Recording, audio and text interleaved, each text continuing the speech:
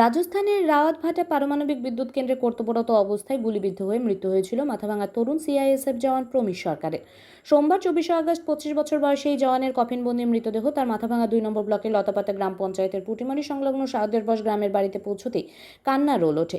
শোকের ছায়া নেমে আসে গোটা এলাকায়। এদিন লতাপাতা গ্রাম পঞ্চায়েতের কুশিয়ারবাড়ি বাজার থেকে জাতীয় পতাকায় মোড়া প্রমীরের মৃতদেহ একটি বাইক র্যালির মাধ্যমে তার গ্রামে নিয়ে আসা হয়। দেশের সেবায় নিয়োজিত তরতাজা ছেলেকে হারিয়ে কান্নায় ভেঙে পড়েন বাবা পরিমল সরকার ও তার মা।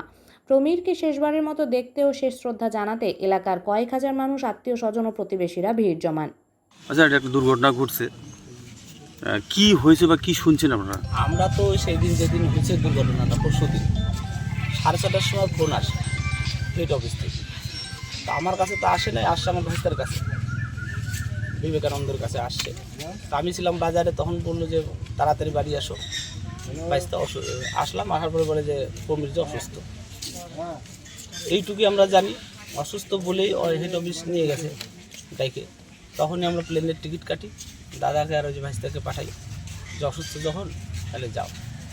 আর যাই যে টাকা পয়সা যা ছিল আমরা দিলাম প্লেনের, আর যেটুকু ছিল ওইটুকু হাতে দিয়ে দিলাম। দেওয়ার পরে বললাম যে ইয়া করো, যাই দেখো, দেখার পরে যা হয় ট্রিটমেন্টের যা খরচটা কী দেয়, ওরা দেয় না দেয় আমরা আসি, ফোনপে আমরা ডাইলে দিই। এইটুকু হয়েছে আমাদের নিউজ। আর আদার্স কিন্তু আমরা কিছুই জানি না। আমার ভাইস্তার কোনো ব্যাক রেকর্ডও নাই, কোনো কিছু নেই।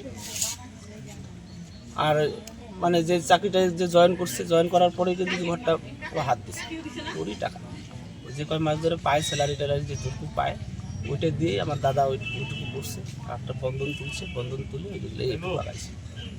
আমাদের শুনলাম যে নিজের সার্ভিস রিভলভার থেকেই নাকি এই দুর্ঘটনাটা ঘটছে, এটা কিছু জানেন? সেটা আমরা বলতে পারবো না।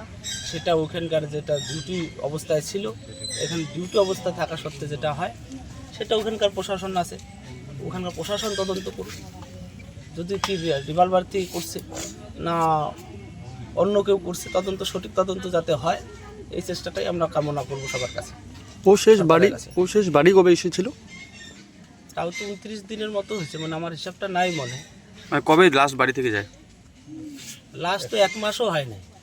আচ্ছা, 29 দিনের মতো হয়েছে যাওয়ার এখান থেকে যাওয়ার, মানে ওর যেদিন থেকে অসুস্থর খবরটা আসছে ওই দিন থেকে মানে 29 দিনের মতো হয়েছে।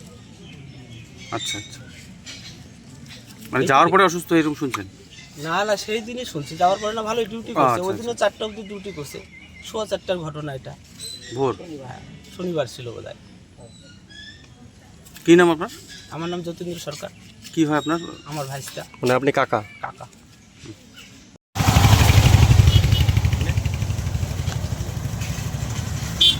ভিডিও কর